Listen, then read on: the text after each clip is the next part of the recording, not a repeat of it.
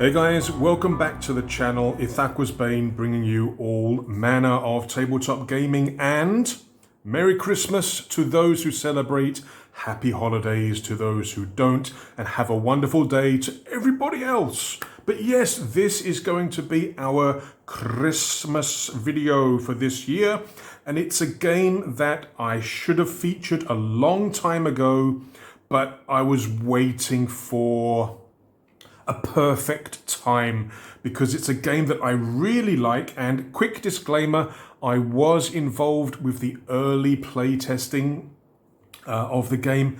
I was actually planning to do it at Halloween, but the guys at Battlehammer beat me to it. They actually did the mission and scenario that I was actually planning to do. So I didn't want to tread on any toes because the Battlehammer guys are good guys, do some amazing videos. If you haven't watched their Verrotwood videos, go and watch them. After this one, of course.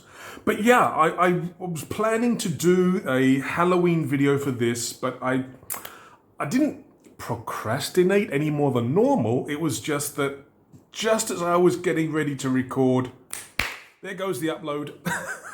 And yeah, I mean, I even painted up myself a little demon bunny as well, ready for the game. I don't know whether you can see that properly. Is it in focus? And there you go. Yeah, I painted up a little demon bunny and everything. But I'm going to do a Christmas one. Now, like I say, I am very late featuring this. I do have to apologise to Mike Crutchett, who is the designer. But yeah, Verrotwood is a Gothic, and I wouldn't say Gothic, it's very much like an Eastern European folk horror skirmish game. And it has a very interesting backstory, but not a lot of detail in terms of the background and the world that this wooded area inhabits. Let's read from this here. Introduction. Venture into the Verrotwood, a folk horror skirmish game. Verrotwood is an easy-to-learn skirmish game set in a dark world of pagan cults and twisted rituals. The rules have been designed with a focus on creating your own dark narrative. Now, the game is designed to be PvP, where each player constructs and brings a warband, a cult of 4 figures, and you play against other cults or other warbands, and there is a campaign system at the back of the book where you roll for injuries, you roll for exploration, you roll for experience and development. And it's very, very well done because, I mean, it does share a lot of similarities with other skirmish games, but there are some key differences which we will go over in a second. Now, as well as the PvP, player versus player, you can also play this game solo, but you will need to download the solo expansions, which are available where you purchase the main rule book, which is, I think, drive-through. I'll put all the links down below, the link for the main rule book. I honestly can't remember if it's drive-through or Wargames Vault, but like I say, I will put the links down below. But where you purchase the main rule book, which is on sale quite a lot, you can also get these expansions. They are labeled as solo expansions or add-ons, but you can also play these encounters PvP. You see, it gives you 2 sets of rules for each of these encounters. And each of these free downloads has 2 separate encounters or sort of games that you can do, or missions. And like I say, it's provided with solo and PvP. So you can use these as you're fighting another cult or another player, or you can create like a solo campaign where you're doing these one at a time. Now, as I mentioned a little bit earlier, I was planning to do one of these egg hunt for Halloween.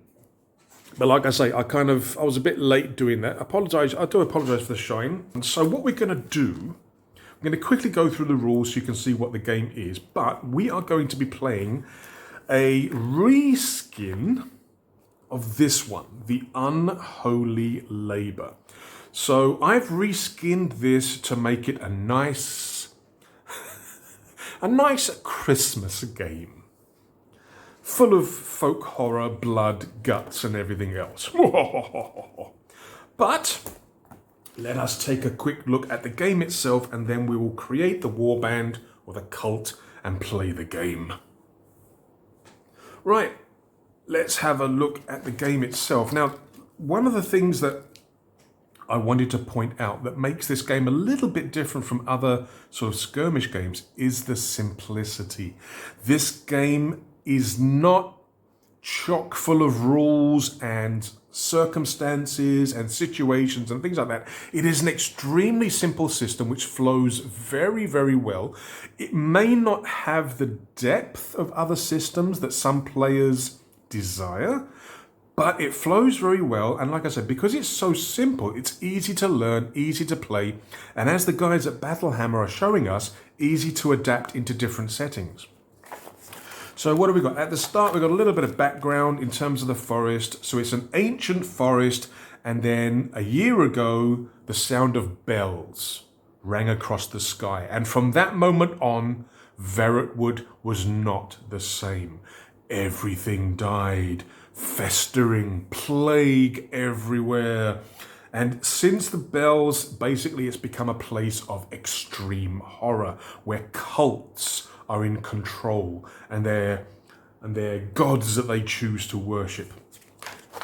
Now, the game system, the dice system, it is a dice pool system, and you're only using D10s.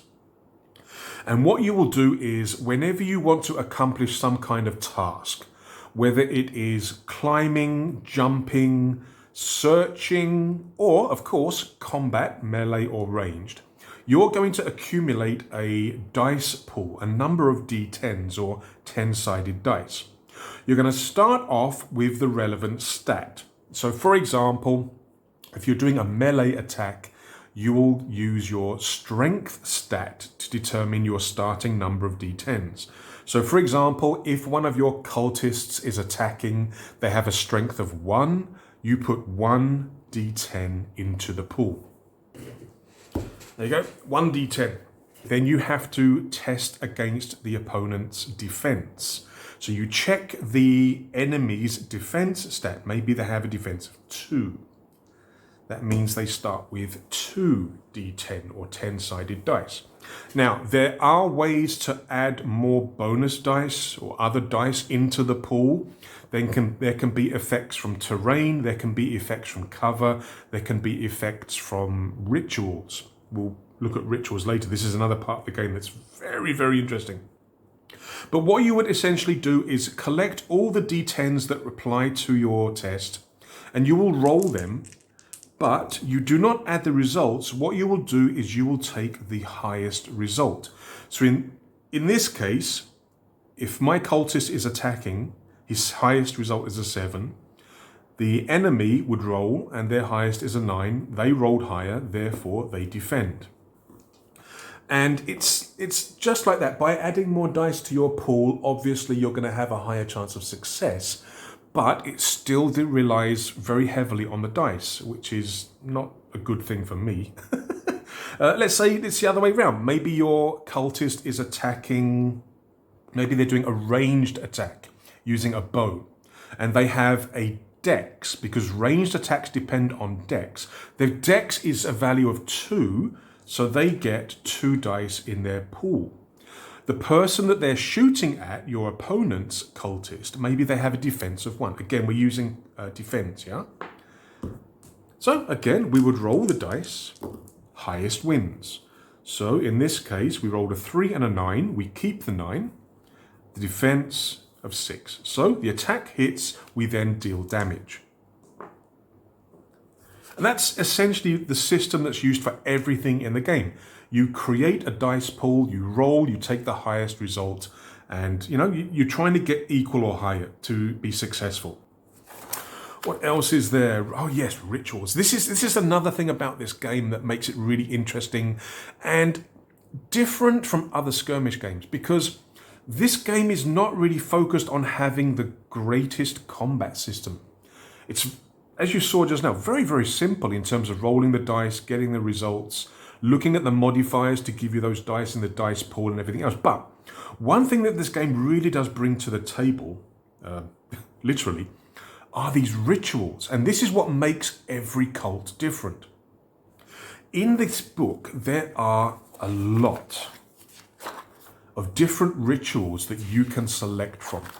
When you create your cult, you are going to choose 4 rituals. Any 4. You can choose any of them at all. You can pick the 4 most powerful rituals if you want, that cost the most ritual points to cast. Yeah? But you may not have that many ritual points to utilize. So having all high value, high power rituals may not be a good idea, because the other person you're playing against, they may have these very cheap, less powerful rituals, but they're burning them off every turn. And these rituals, I suppose they could be thought of as spells, maybe? But they give you a huge opportunity to be creative and to be unique in your cult design. And it is highly recommended, where is it here? Try to pick the 4 that best represent your god, not the ones that would best lead to victory. This is where a little bit of element of role-playing comes in. As you create your cult, you've got to create a god that your cult follows and worships. And to really immerse yourself in the game, you should really design your cult in terms of their weapons, their stats, the miniatures that you're going to use for them. Represent it with that god in mind. And then when you also select these rituals, again, try not to pick what you think is going to win you the game necessarily, but pick rituals that really fit the god and the, what's the word? Ethos? The followings of that god that you have in mind. It will add a lot to the game, trust me. And to cast those rituals, you're going to need ritual points. Now, to generate ritual points, your chosen god will have a preferred stat. One of your 4 basic stats: strength, dex, intelligence, or defense. What you'll do at the start of the game is roll d10s for each of your cultists, equal to the number of points in that particular stat. So let's say, for example, you're creating a cult and their preferred stat is strength. What you'll do for each cultist is roll a dice pool based on their strength. And maybe your leader has 2, you will roll 2 dice for them. Maybe your other cultists only have a 1 in their strength. So you'll be rolling like that. But you do not roll all these dice together. What you'll be doing is rolling them for each cultist and taking the highest value. So for these 3, I'm only rolling 1 in this example. So here we get a 3. Here we get a 4. Here we get a 3. This isn't very good at all. And for the leader, okay, we get a 10. You take the highest, you add them up, and this is your ritual point total for the game ahead. When you do the next game, you again will roll them and add up the totals. So what you'll do is you'll add up the total. So in this case, we've got 10, 16, 20. So we'll put here 20 ritual points. And that is what you start the game with. And those points can be used to cast those rituals. Now, the activation in this game is random. You can do with cards or with tokens. The game does come with, I think, a couple of sheets of tokens that you can print out and mount. I've printed out a bunch there. These are for things like activations and events, and these for things like conditions like burning and poison and stuff like that. But yeah, you can do that, or you can maybe allocate cards and then draw from a deck. But the activation sequence is completely random. You never know who's going to activate first in terms of you or your opponent. You never know which of your characters or your cultist is going to activate at any particular time, because it's all random. But also you're going to be having event tokens or event cards where something happens, something weird and wonderful happens in the game. When a model is activated, they are going to get 2 action points. There are 6 different actions that they can do: move, run, melee attack, ranged attack, pray, or use a ritual. And they have varying costs in terms of how many points. And you can't do the same action more than once. Now, move is normally 6 inches, unless it says otherwise. The standard movement rate is 6 inches. Run is plus 50%. So if your move is 6, your run is 9. Melee attack, range attack, obvious. Pray. Now, pray costs you both of your action points. It's the only thing you can do in a turn, but it can generate more ritual points. You are a little bit exposed to attack at the time, but if you really want to cast some rituals and you don't have enough points, this is the way that you can do it. So you're not just stuck with the amount of points that you generate at the start of the game. You can generate more. Ritual. Okay, so this is where you actually cast, activate, use one of the rituals that your cult has. Now, those rituals will stay with your cult, that you can't change them. It's linked with your god and with your worship. What else is there? Again, we'll look at how the actual game plays as we play it. I'm just going to give you a very quick intro here. So creating the warband, you, again, like I mentioned just now, you create your deity or your god. You then have to select one of your attributes or your traits that's going to represent your god, and you roll for the points.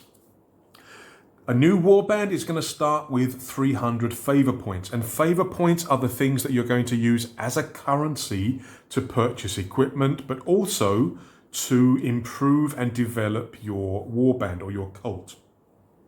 So 300 favor is not a lot, to be very honest with you. If you're going to be doing a one-off game, it recommends 500 points.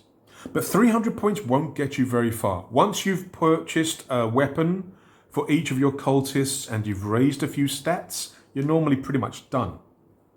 Now, new cultists all start with a value of 1 in each of their 4 stats, and they start with a health value of 10.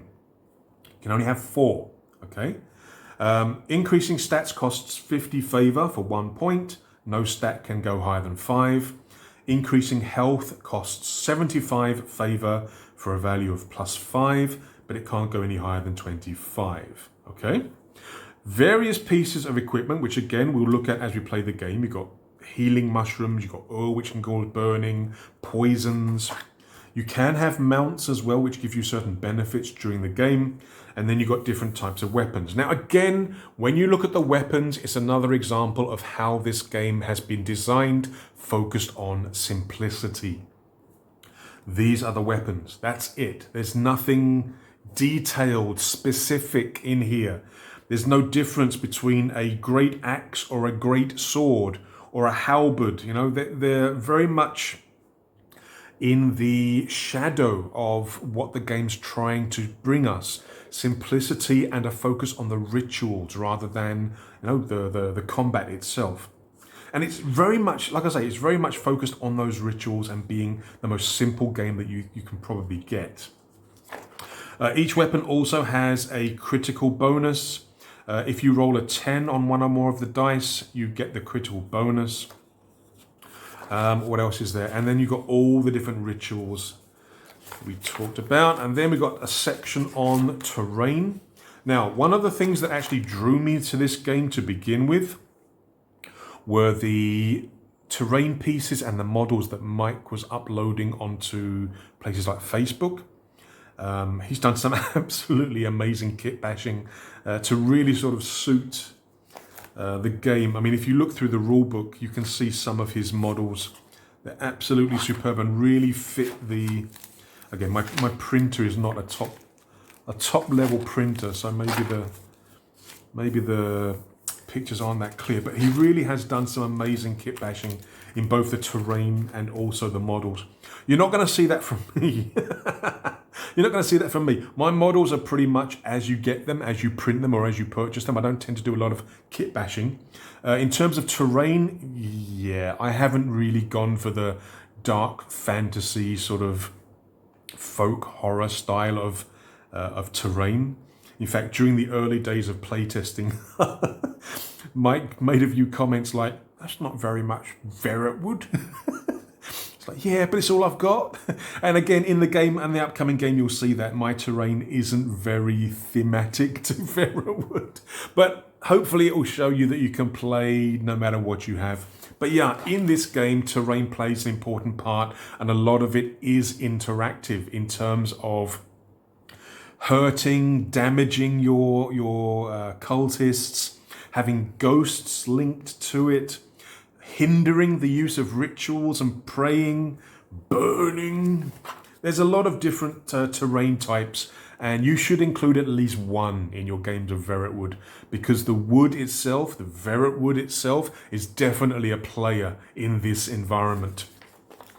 Okay, then there's a bunch of creatures. Now, as I mentioned earlier, this game is primarily focused as PvP, player versus player, where one cult plays against another. But the wood doesn't play nice, so you are quite likely to have random creatures from the wood come in and join the fight. And these have a very simple AI system where they don't target other creatures, they target only cultists. Some of them will tell you it moves in a random direction, so for that you just roll a d10. The pointy bit determines the direction, and maybe, if it needs to, the number can reference the distance. Sometimes it will also say that it attacks the nearest cultist that it can see. So it's actually explained for each of the creatures how to use them very clearly, very simply, like everything else. We do have the rule of cruel. Whenever a rule isn't clear or players can't agree, pick whichever option will cause the most damage or chaos. Yeah, thematic. But there are a bunch of creatures that you can bump into. Again, some of the figures and the work by Mike and by some of the other guys in the group is absolutely amazing. I love his, what do you call it? The Ethokin. It's like a troll figure. But I love the way that he's used like flock and very small branches and twigs to actually make this thing look part of the wood, part of the world itself. And then at the end, you've got the campaign rules. Not hugely detailed, there's not a huge amount going on, but there is enough here to make an enjoyable campaign as you're playing the game. And that is what is in the game. You get the characters, sorry, the Warband or the cult sheet as well. There is an FAQ out as well that you can download with not necessarily amendments, but more sort of some questions that people have. All very simply explained and easy to understand. Now, we are going to create our Warband. Right, the Warband that we are going to be playing in this video is the Sect of Kramogar. This is a cultist name that I rolled on an online generator, cult names. 4 members, again, the names are generated using the online. We've got Arneg Bossa, which is my boss. I thought the name was quite appropriate. I've improved his strength by 1 point because he is melee focused. So he's using a heavy blade. This is going to be the figure that I used for Arneg Bossa. I don't know whether you can see it very well. But you'll see it during the game, don't worry. But this is a Rackham figure, one of the Droon figures from Rackham. But he's got a heavy blade, so I gave him that weapon as part of his loadout. So I increased his strength by 1 point, and I increased his health by 5 points. So that cost me 50. That cost me 75. And the heavy blade, I think, was 20 favor points. Next up, we have Gwenna Mordrell. Here she is, a female. I think these were the Laniths from Rackham, another Droon. I'm using just the Droon figures from Rackham. confrontation back in the day. So this is a Lanith figure. I haven't increased anything for her because I just didn't have enough points. But she has a light blade and an improvised weapon. And I've also given her a Mort Shroom. For a free action, she can heal 5 hit points. Now, the other 2 cultists are both archers. So again, we're using drone figures. I'm using this one, the straight facing, as Merrin, and the one who's based at an angle, I'm using this as Maze. So we've got Merrin, Kurgene, and Maze Keren. The names were created using a Celtic Breton generator. Now, both of these cultists have had their dex increased by 1 because of their ranged attacks. They've both got bows and improvised weapons. What else? So for my cult, for the sect of Kramogar, I've chosen dex as the preferred stat because I see these guys more as not necessarily like elf-like, but more sort of movement-focused, hiding, stealth-focused maybe. Also in terms of the models that I wanted to use for the cult also kind of pushed me in that direction. Plus I wanted to have 2 missile weapons as well. So I used dex as the main stat. So what I'll be doing when I start the game, I'll be rolling 1 dice for Arneg, 1 dice for Gwenna, and then 2 dice for each of Merrin and Maze to generate my ritual points. And the rituals that I have chosen are Sight of the Divine. Let me just quickly get the book so I can explain it correctly and not get it wrong. Sight of the Divine, it costs 3 ritual points to cast, and it adds 1 to the dex stat of the model for its next ranged action. Now, the reason I chose this one, because there are others that can improve dex, but this one adds +1 to the dex of the cultist that uses the ritual until the next ranged action. And that can be in 1 turn, in 2 turns. So that's why I chose this one specifically. I chose Heal, which is quite an expensive one. It costs 10 ritual points. But the model that uses this ritual rolls a d10 and heals that amount, but only to its maximum health value. So again, healing, never a bad thing to have. The third one I've chosen is Stench of Death. Let me find that. Stench of Death, it costs 5 ritual points, and with this you push every enemy model within 4 inches of this model straight back 4 inches. So that can clear you or clear somebody. I'm thinking more in terms of my ranged guys. Anybody that's in melee with them can be pushed back, and because it's 4 inches, they can then shoot them because the bows have a minimum range of 2. So I'm thinking that this could be quite useful for my ranged guys to sort of clear themselves so they can get a shot away. But also it could be quite useful for pushing models into bad terrain or into fires or things, you know, because they've got to be moved straight back. So I can see a lot of utility in this ritual. And then the last ritual I've chosen for this cult is Disjointed Form. And for this one, if I can find it, it costs 10 ritual points. So it's another quite expensive one. And for this one, for the rest of the game, anytime an enemy model fails a melee attack on this model, the disjointed model may perform a free melee attack immediately. So with this, if an enemy attempts to melee attack and fails, I can get a free melee attack back. So for this one, I was kind of thinking of the leader, because the model of the leader kind of has like a zombie, maybe like a zombie creature strapped to its back. So I'm kind of thinking that maybe the disjointed form represents that creature on the back kind of sticking an arm out and attacking whoever's nearby. And this is the cult that I will be bringing to the battle, and that is going to be in the next video. I will include a link at the end so you can quickly go to the next video and watch the game. A lot of what we've covered in this video will be made very clear as we're playing the game. You can see everything. You can see how simple the game is, how the rituals work, how combat works, how the dice pool works. But trust me, it's a very, very simple system. One read through of the rule book and you'll have it. But don't forget to download those free add-ons, those free expansions. They do bring a lot more missions, adventures, and everything to the game. Right. Thank you very much for watching. And once again, Merry Christmas to everybody. I will continue with the playthrough, with the game. Saint Nicholas, which is a reskin of one of the ones you can actually download. So, I will see you in that video.